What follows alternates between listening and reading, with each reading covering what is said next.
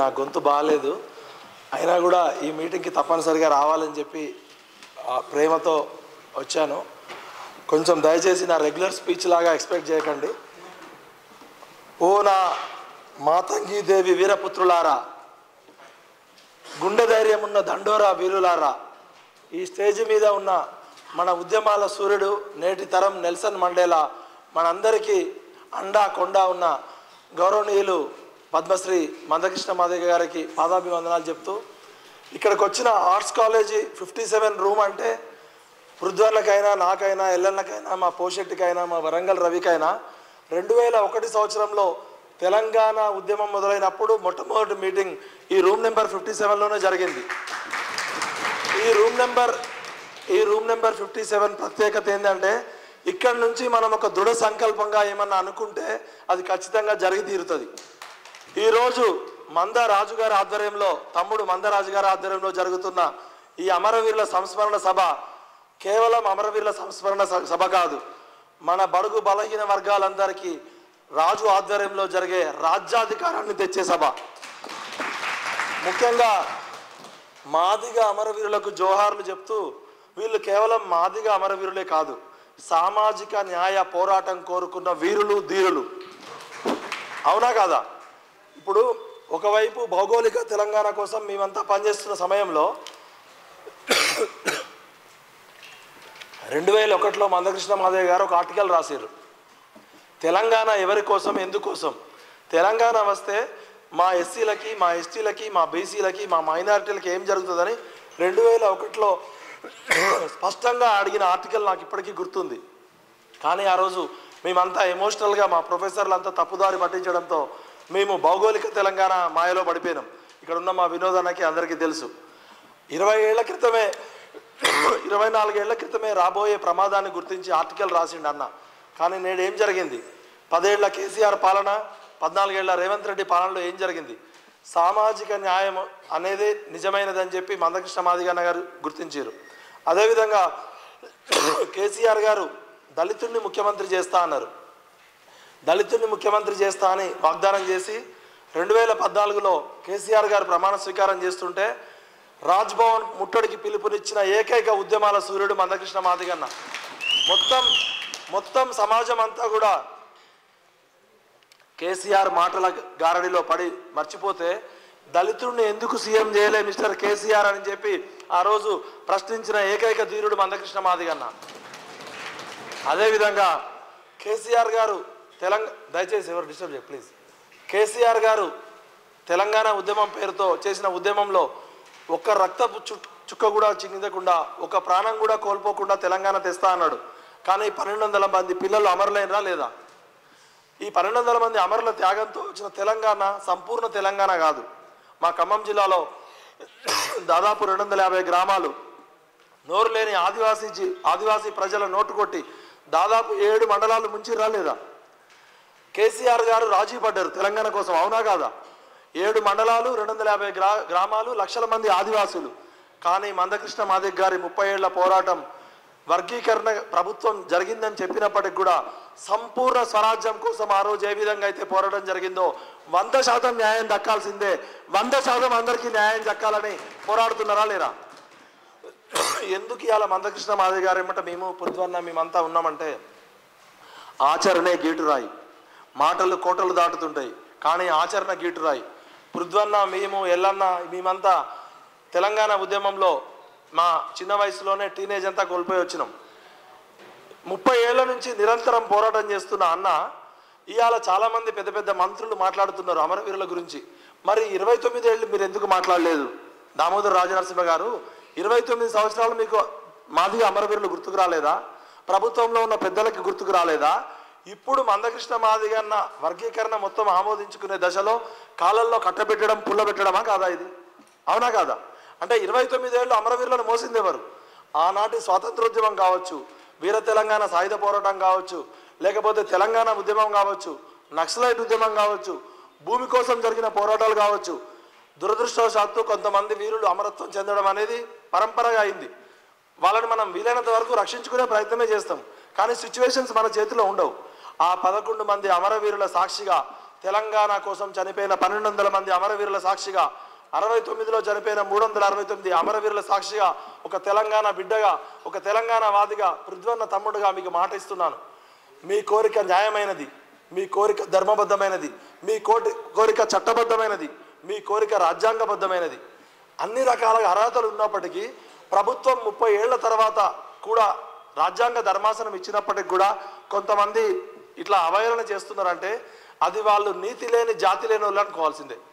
అదేవిధంగా ఇక్కడ ఒక రచయిత వర్గీకరణను వ్యతిరేకించే వారి గురించి వారేవా మీరెంత గొప్పోళ్ళులే, వారేవా మీ రంగు తెలిసిందిలే, అంబేద్కర్ వాదులమని సంకలెగరేసుడేంది, దళితవాదం పేరున దగా చేసుడేంది, ఏబిసిడి రద్దయితే ఎందుకంత ఆనందం, మాదిగలు అడిగే హక్కు న్యాయమైనదా కాదా, అవునంటారా కాదంటారా అటో ఇటో తేల్చుకోర్రి, మాదిగ జనులంతా చరిత్ర ఉన్న వాళ్ళంట, ఆది జాంబవుని బిడ్డలు గుండె ధైర్యం ఉన్నోళ్ళు, అవునా కాదా, ఆది జాంబవుని బిడ్డలు గుండె ధైర్యం ఉన్నోళ్ళు రాబోయే రోజుల్లో రాజ్యం ఏలబోతున్నారు.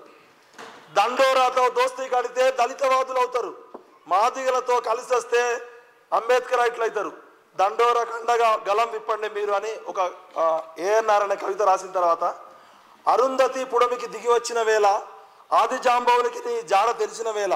అసలు ఎవరి మందకృష్ణ మాదిగ చరిత్ర మందకృష్ణ మాదిగ గారిని ఏ విధంగా గుర్తుపెట్టుకుంటుందంటే మనం ఎంత పెద్ద మహానుభావుడు గొప్పగా ఉన్నప్పుడు వాళ్ళు చేసిన త్యాగాలు పోరాటాలు తెలియవు. ఇందాక మిఠపల్లి సురేందర్ అన్న పాట పాడుతుంటే నేను కూర్చున్నది అంతటి మహా వ్యక్తి పక్కన అనే ఒక అదృష్టం నాకు జరిగింది. ఎప్పుడు కూడా చరిత్రలో మనం వాళ్ళు గొప్పగా ఉన్నప్పుడు బతుకున్నప్పుడు మన భారతీయ సంస్కృతిలో వాళ్ళని గుర్తించలేం, కానీ వాళ్ళని కాలం చెందిన తర్వాత కొన్ని సంవత్సరాల తర్వాత చరిత్ర గుర్తిస్తుంది. ఒక మాతంగుడు కానీ, ఒక బుద్ధుడు, ఒక అశోకుడు, ఒక హరలయ్య, ఒక సంత్ రవిదాస్, ఒక దున్న ఇద్దాసు, ఒక డాక్టర్ బాబాసాహెబ్ అంబేద్కర్, ఒక కాంశీరామ్ మానేశ్రీ కాంశీరామ్, ఆ కోవలోకే వచ్చే మన నేటి తరం సూర్యుడు మందకృష్ణ మాదిగన్న. మందకృష్ణ మాదిగన్న కేవలం మాదిగల కోసం పుట్టిన నాయకుడు కాదు, మొత్తం భారతదేశంలో సామాజిక న్యాయం కోసం పుట్టిన విప్లవ వీరుడు, పోరాట యోధుడు, అవునా కాదా. ఓ మాతంగి దేవి పుత్రులారా, మీరు గట్టిగా అనుకుంటే మీదే కదా రాజ్యం, ఒకప్పుడు జాంబవంతుడు మీదే కదా, మీరు స్వార్థం లేకుండా అమాయకంగా ఉన్నారు కాబట్టి మీ రాజ్యం వేరేటోళ్ళు తీసుకున్నారు. కాబట్టి ఈ 11 మంది అమరవీరులకి నిజమైన జోహార్లు ఎప్పుడంటే వర్గీకరణ జరిగినప్పుడే కాదు. వర్గీకరణ అనేది ఒక సామాజిక న్యాయం, అది ఖచ్చితంగా జరిగి తీరుతుంది. 30 సంవత్సరాల పోరాటం తర్వాత ఇవాళ సమాజంలో ఉన్న అగ్రవర్ణాలు కావచ్చు, పేదలు కావచ్చు, బ్రాహ్మణులు కావచ్చు, వైశ్యులు కావచ్చు, రెడ్లు కావచ్చు, ఎందుకు ఇవాళ మందకృష్ణ మాదిగ అన్న సపోర్ట్ చేస్తున్నారు? ఎందుకంటే అన్నకి మానవత్వ విలువలు ఉన్నాయి. అన్న న్యాయం ఎక్కడుంటే అక్కడ ఉంటా అన్నాడు. అన్నగారు చెప్పిన దానిలో ఒకటి మనందరం నేర్చుకోవాలి. ఒక పురుషుడు ఒక మహిళడికి మధ్య కొట్లాట జరుగుతున్నప్పుడు నా సపోర్టు మహిళల వైపే అన్నాడు, అవునా కాదా. ఒక బలవంతుడికి బలహీనుడికి పోరాటం జరుగుతుంటే మందకృష్ణ మాదిగ అన్న సపోర్ట్ ఎవరి వైపు? బలహీనుల వైపే. ఒక అగ్రవర్ణాలకి ఒక బీసీలకి పోరాటం జరుగుతున్నప్పుడు అన్న సపోర్ట్ ఎవరి వైపు ఉంది? బీసీలకి ఎంబీసీలకి జరుగుతున్న పోరాటంలో అన్న సపోర్ట్ ఎవరి వైపు ఉంది? ఒక ఎస్సీలలో బాగా అత్యంత వెనుకబడ్డ కులాలకి అభివృద్ధి చెందిన వాళ్ళకి జరుగుతున్న పోరాటం ఎప్పుడుంది? ఎవరి వైపు ఉన్నాడు అన్న? బాపు చెప్పినా, అంబేద్కర్ గారు చెప్పినా, బాబాసాహెబ్ అంబేద్కర్ చెప్పినా, బాపు చెప్పినా, అంత్యోదయ సిద్ధాంతం చెప్పిన, దీన్ దయాళ్ చెప్పినా కూడా ఈ సమాజంలో ఉన్న చిట్ట చివరి అట్టడుగున ఉన్నవాడి గుడిసెలో వెలుగు తీసుకురావడమే మందకృష్ణ మాదిగ యొక్క జీవిత లక్ష్యం. ఆ ముగ్గురు కోవలో వస్తారు. కాబట్టి ఎక్కువగా మాట్లాడడానికి నాకు సమయం లేదు, కానీ చరిత్ర అంతా మన వెంకటేష్ నేతన్న మాట్లాడినాక ఇక నేను మళ్ళీ ఆ వర్గీకరణ ఆ టెక్నికల్ ఇష్యూస్ పోను. కానీ ఒక చిన్న మాదిగలంటే ఎవరు అని చెప్తూ, ప్రతిదానికి ముందు నీవే మాదిగన్న, ప్రతిభ లేదని పలికేది ఎవడన్నా, చిటికన్న పుల్లేసి చిర్ర దరువేయందే చిట్టోడి పెళ్లి కాదు, శవమై లేచిపోదు, సర్కారు ఏ పల్లెకి సంగతి పంపినా కానీ నీ సంకన డప్పు మోగించే సభికులకు తెలియరాదు, సచ్చిన గొడ్ల శవం దొడ్ల నుండి తీయమని చర్మం ఒలిచి చెప్పులు కుట్ట నేర్పి చెప్పులు కుట్టి నీవు కాళ్ళకు తొడగబోతే తప్పురా నా కొడక తాకమంటున్నారో, లందె కుండలో తోలుని మంచానికేసి తోముతుంటే నీ చెమట చుక్క రాలిపడి చర్మం శబ్దం చేస్తే ఆ శబ్దం విన్న నీ మేధస్సు డప్పును సృష్టించినది. నీ డప్పు సృష్టి ఒప్పుకొని గొప్ప దొరలు నీ డప్పును కాపీ కొట్టి డ్రమ్స్ అనే పేరు పెట్టి నీ ఎండ పేగు అరుపులు విని ఎత్తిర్రు సరిగమలని ప్రజలను అబలగా చేసి తబలతో ఆడిస్తున్నారు. ఓ నా మాదిగ సోదరులారా, మీకు జోహార్లు, పాదాభివందనాలు.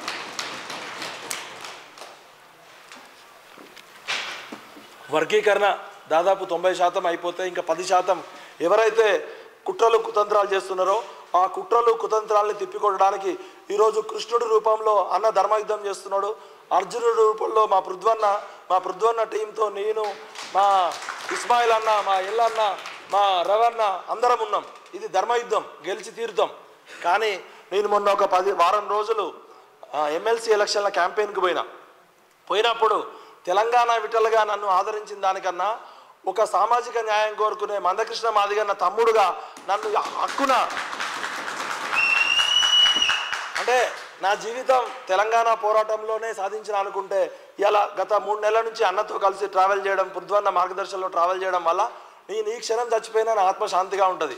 ఎందుకంటే మాదిగ సోదరులు నేను ఎక్కడికి పోయినా కూడా గత వారం రోజులు నాకు అండగా, కొండగా, దండగా ఉంటూ వాళ్ళు ఎంత ప్రేమ కురిపించారంటే అది ఇంకా చెప్పలేనంతది. అంటే ఒక సామాజిక న్యాయం కోసం, అట్టడుగు వర్గాలున్న మాదిగల కోసం మాట్లాడితేనే వాళ్ళు అంత గుండెలు చీల్చే ప్రేమ ఇచ్చారు. కాబట్టి నేనేం కోరుకుంటున్నా అంటే అన్నగారు ఒక 2 నిమిషాలు మన్నించాలి.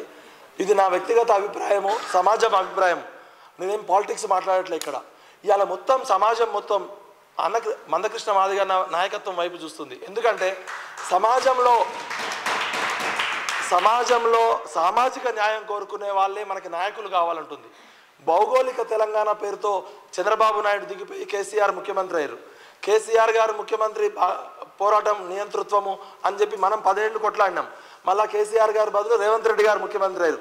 అయినా కూడా మన ఎస్సీలు, మన ఎస్టీలు, మన బీసీలు, మన ఎంబీసీలు, మన మైనారిటీలు, మన పేద గరీబోళ్ళు ఎవరు సంతృప్తిగా లేరు. మా కోసం కొట్లాడే గుండె, మా కోసం నిలబడ్డ గుండె, మేము కష్టాల్లో ఉన్నప్పుడు నిలబడ్డ గుండె నాయకుడు కావాలని కోరుకుంటుంది. కాబట్టి కృష్ణన్న గారు, మీకు రాజకీయ పదవులు అవసరం లేదు, మీకు ఎటువంటి ఎమ్మెల్యే, ఎంపీ, సీఎం సీట్లు అవసరం లేదు. కానీ సమాజం మొత్తం కూడా మిమ్మల్ని నాయకత్వం వహించమని పల్లెనా కోరుకునే సందర్భం వచ్చింది. ఎందుకంటే నిజాయితీ, నాయకుడికి కావాల్సింది నిజాయితీ, నాయకుడికి కావాల్సింది ధైర్యం, నాయకుడికి కావాల్సింది మానవత్వ విలువలు, నాయకుడికి కావాల్సింది అన్న అంటే నేనున్నా అని ఏ అర్ధరాత్రైనా బ్రాహ్మణుల దగ్గర నుంచి మాలల వరకు, మహిళల దగ్గర నుంచి పురుషుల వరకు అందరికీ అండగాలించిన 30 ఏళ్ల తెరిచిన పుస్తకం మందకృష్ణ మాదిగన్న జీవితం. అవునా కాదా? నాయకుడు అంటే నడిపించేవాడు, నాయకుడు అంటే ధైర్యం ఇచ్చేవాడు. ఇవాళ పృథ్వన్న, నేను, మేమంతా ఎందుకు మాదిగా ఎంఆర్పిఎస్ మూవ్మెంట్కి వస్తున్నామంటే, ఎంఆర్పిఎస్ అంటే కేవలం మా దృష్టిలో మాదిగ రిజర్వేషన్ పోరాట సమితి కాదు. ఇప్పుడే కూర్చుంటే నాకు గుర్తొచ్చింది, ఎం అంటే మాదిగ కాదు, ఎం అంటే మాసెస్. మొత్తం సమాజంలో ఉన్న పేదవాళ్ళంతా మాసెస్. ఈ మాసెస్ని రెవల్యూషన్, ఆర్ అంటే రెవల్యూషన్, పి అంటే పొలిటికల్, ఎస్ అంటే స్ట్రాటజీ, ఎంఆర్పిఎస్ అంటే mass revolution political strategy. Masses కోసం ఇవాళ ఒక జర్నలిజంలో మాస్ అంటే సమాజం మొత్తం అని, ఎక్కువ మాస్ అంటే నెగిటివ్ వర్డ్ కాదు.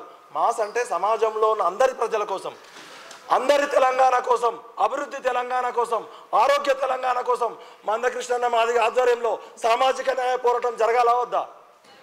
గట్టిగా చెప్పండి. ఇది కేవలం ఎంఆర్పిఎస్ పోరాటంగా మేము భావించట్లేదు, సమాజం భావించట్లేదు. సమాజంలో ఉన్న అన్ని శక్తులు, అన్ని వ్యక్తులు పాజిటివ్ పాలిటిక్స్ కోసం, ప్లెయిన్ పాలిటిక్స్ కోసం కృష్ణన్న నాయకత్వాన్ని కోరుకుంటుందా లేదా? గట్టిగా చెప్పండి. 2 చేతులు పిడికిలు బిగించి చెప్పండి. 2 చేతులు గట్టిగా. జై ఎంఆర్పిఎస్, జై మందకృష్ణ మాదిగన్న. మోహరించిన సైన్యాలనైనా ఆపవచ్చు కానీ ఈరోజు ఈ ఆర్ట్స్ కాలేజ్ రూమ్ నెంబర్ 57లో మీ మధ్యలో జరుగుతున్న ఆలోచనల సంఘర్షణ ఆపే శక్తి ఎవరికి లేదు. మన 11 మంది అమరవీరులకి, తెలంగాణ ఉద్యమంలో చనిపోయిన 1200 మంది అమరవీరులకి, 69లో చనిపోయిన 369 మంది అమరవీరులకి జోహార్. వాళ్ళందరికీ ఎప్పుడు నిజమైన న్యాయం వస్తుందంటే మనం ఎప్పుడు దరఖాస్తులు ఇచ్చే దగ్గర ఉండొద్దు. దరఖాస్తులు పరిష్కరించే శక్తి, మనకి ఇచ్చే శక్తి మన మందకృష్ణ మాదిగన్నకు ఉందా లేదా? మనం ఎంతసేపు వినతి పత్రాలు ఇస్తున్నాం 75 సంవత్సరాల నుంచి. ఇవాళ వినతి పత్రాలని పరిష్కరించే శక్తి, మనందరికీ ఇచ్చే శక్తి మందకృష్ణ మాదిగన్నకు ఉందా లేదా? కాబట్టి ఆర్ట్స్ కాలేజ్ రూమ్ నెంబర్ 57 నుంచే భవిష్యత్తులో పార్లమెంట్కి, అసెంబ్లీకి, చట్టసభలకి పోవాల్సిన నాయకత్వాన్ని తయారు చేసిన బాధ్యత కూడా మన మందకృష్ణ మాదిగ అన్న గారి మీద ఉంది. వర్గీకరణ పోరాటం అనేది ఒక రైలు పట్ట, సామాజిక న్యాయం అనేది ఒక రైలు పట్ట, ఇంకో రైలు పట్ట రాజ్యాధికారం రావాల్సిందే. మన హక్కుల కోసం, మన ఆత్మగౌరవం కోసం ఇవాళ అన్న చేసిన 30 ఏళ్ల పోరాటం. ఆత్మగౌరవం ఉంది, ఆత్మగౌరవ పోరాటం చేసినామా లేదా? ఆత్మగౌరవం వచ్చిందా లేదా? హక్కులు దక్కుతున్నాయా లేదా? ఇక్కడ 3వ బ్యానర్లో ఏముంది? అక్కడ 3వది లాస్ట్ది అంబేద్కర్ గారు ఏమని చెప్పారు? బోధించు, సమీకరించు, పోరాడు అన్నారు. మందకృష్ణ మాదిగ ఏం చెప్పారు? ఆత్మగౌరవం, హక్కులు, నెక్స్ట్ రావాలా వద్దా రాజ్యాధికారం. ఇది ఎవడో వేస్తే భిక్ష కాదు, అడుక్కుంటే వచ్చేది కాదు ఆత్మగౌరవం, అడుక్కుంటే వచ్చేది కాదు రాజ్యాధికారం. 30 ఏళ్ళు పోరాడినాక సమాజంలో ఉన్న అన్ని వర్గాలు అన్న నాయకత్వం వైపు చూస్తున్న ఈ తరుణంలో ఒక తమ్ముడుగా నేను పాదాలకు మొక్కుతున్నా. మీరు కాన్షీరామ్ పాత్ర పోషించాల్సిందే, మాయావతులను తయారు చేయాల్సిందే, అంబేద్కర్ ఆశలో రాజ్యాంగ నిర్మాతలు కావాల్సిందే. అన్నకి అధికారం అవసరం లేదు. అన్న నాకు ఎవరు స్ఫూర్తి అంటే బాల్దాకరే గారు, మందకృష్ణ మాదిగ గారు. బాల్దాకరే గారి మీద నేను స్టడీ చేయడం జరిగింది. బాల్దాకరే గారు ఏ రోజు సర్పంచ్ కాలే, ఏ రోజు వార్డు మెంబర్ కాలే, ఏ రోజు ఎమ్మెల్యే కాలే, ఏ రోజు ఎంపీ కాలే, కానీ బాంబేకి పోయించిండా లేదా? ఇందిరాగాంధీ లాంటి ఉక్కు మహిళ కూడా బాబాసాహెబ్ మన బాల్దాకరే గారి దగ్గరికి వెళ్ళిందా లేదా? అన్నకి అధికారం అవసరం లేదు. అన్న ఎక్కడ కూర్చున్నా పవర్ఫుల్ మనిషే, అన్న ఎక్కడ ఉంటే అక్కడే పవర్. కానీ అన్నని నమ్ముకొని ఎంతో మంది సమాజంలో మార్పు కావాలనుకున్న 93% మంది ప్రజలకి ఇలా నాయకత్వం లేదు. కేసీఆర్ని నమ్ముకున్నాం, తెలంగాణని నమ్ముకున్నాడు. రేవంత్ రెడ్డి మార్పు కావాలి, కాంగ్రెస్ రావాలన్నాడు. 11 నెలల్లోనే ఆయన మీద ప్రజల్లో నమ్మకం కోల్పోయింది. ఇలా ఎమ్మెల్సీ ఎలక్షన్లో నేను 3 జిల్లాలు 4 జిల్లాలు తిరిగిన, ఎక్కడ చూసినా కూడా కృష్ణన్న గురించి, కృష్ణన్న నాయకత్వం గురించి ఆశగా ఎదురు చూస్తున్నారు. కాబట్టి మాస్ రెవల్యూషన్ పొలిటికల్ స్ట్రాటజీ తీర్మానించాల్సిందే, అవునా కాదా? We want social justice, we want political power. నాకు ఈ అవకాశం కల్పించినందుకు మీ అందరికీ ధన్యవాదాలు చెప్తూ, పొరపాటుగా ఏమన్నా మాట్లాడితే క్షమించండి. ఖచ్చితంగా కలిస్తే నిలుస్తాం, నిలిస్తే గెలుస్తాం, విడిపోతే పడిపోతాం, పడిపోతే ఓడిపోతాం. కలుద్దాం, నిలుద్దాం, గెలుద్దాం, రాజ్యాధికారాన్ని సాధిద్దాం. జై మందకృష్ణ మాదిగ.